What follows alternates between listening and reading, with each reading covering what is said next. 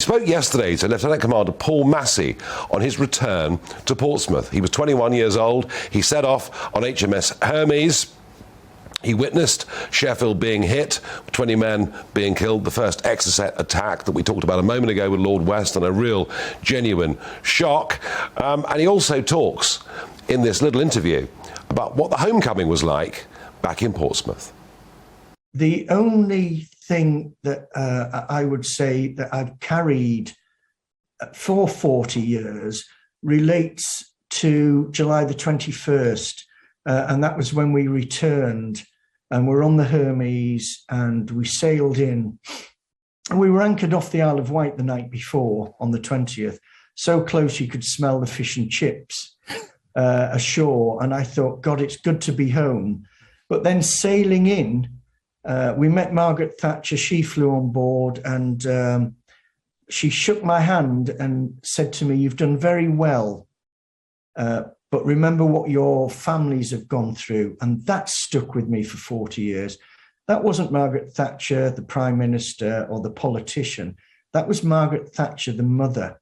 And I've never forgot that. But then as we sailed in, the ship was surrounded by a flotilla of boats. And then we got to Old Southsea Common and we were amazed how many people had turned out. We never expected that. That really blew us away. But then a wall of noise hit you. And I must admit, I began to tear up at that. And I thought the two guys we'd lost on the squadron, and I thought, I wish they could be here, to see that. And then you got under control.